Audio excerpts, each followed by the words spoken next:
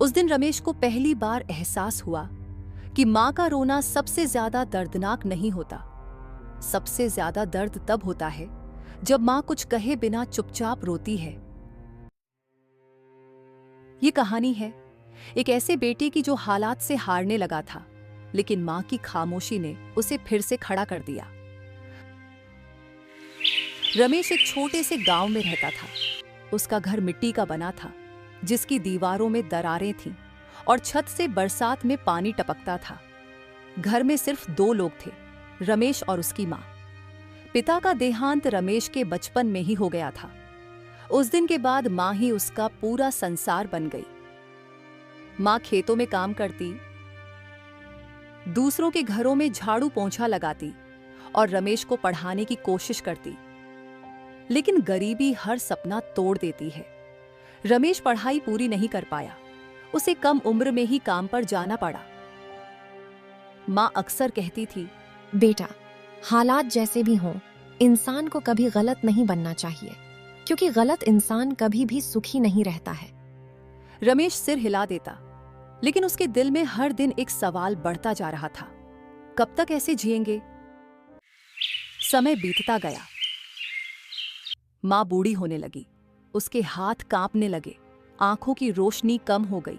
एक दिन माँ को तेज चक्कर आया और वह जमीन पर गिर पड़ी। रमेश घबरा गया। उसे तुरंत अस्पताल ले गया।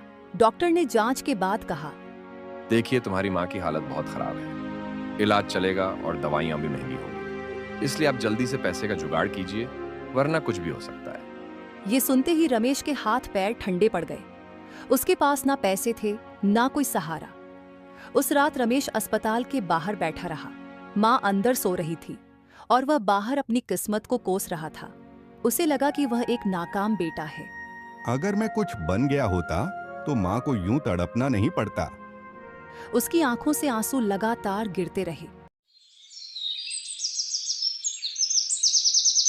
अगले दिन रमेश शहर गया, काम की तलाश में। कई जगह अपमान झेलने के बाद उसे एक दुकान में सहायक का काम मिला।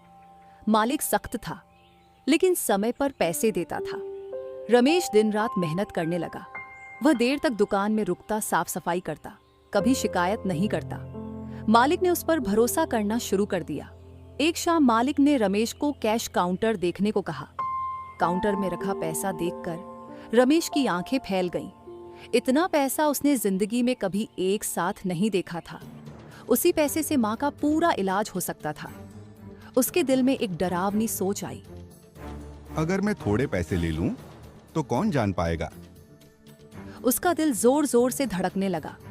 उस रात रमेश घर पहुंचा। माँ बिस्तर पर लेटी थी, कमजोर थी, लेकिन चेहरे पर एक सुकून था। माँ ने धीरे से पूछा, बेटा, तू ठीक तो है या कोई बात है? मुझे बता बेटा। रमेश कुछ नहीं बोला, बस चुपचाप बैठ गया। माँ ने उसका चेहरा देखा। उसकी आंखों में अजीब सी बेचैनी थी।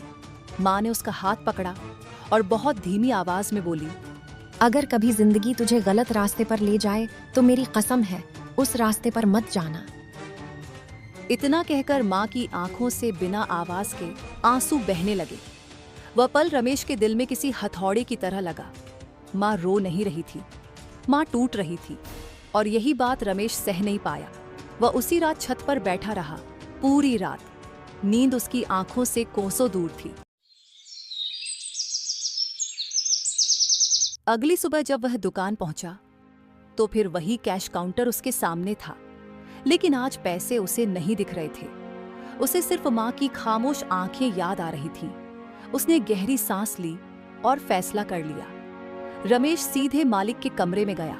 उसकी आवाज कांप रही थी। सेठ जी, मुझे आपसे कुछ जरूरी बात करनी है। आप नाराज तो नहीं होंगे?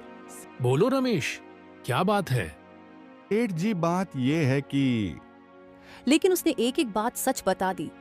माँ की बीमारी, गरीबी और अपने मन में आए गलत विचार। कमरे में कुछ देर तक सन्नाटा रहा। मालिक रमेश को ध्यान से देखता रहा। फिर उसने कहा, आज तू पैसे की वजह से नहीं, अपने चरित्र की वजह से मेरी नजरों में बड़ा हो गया। हाँ, तो तुम कह रहे थे तुम्हारी माँ के इलाज के लिए पैसों की जरूरत है। बस इतनी सी बात मैं कराऊंगा। तुम्हारी माँ का इलाज, इसके लिए चाहे जितने पैसे लगे मालिक ने माँ के इलाज का पूरा खर्च खुद उठाने का फैसला किया। इतना ही नहीं, उसने रमेश को स्थायी नौकरी दे दी। रमेश वहीं फूट फूट कर रो पड़ा।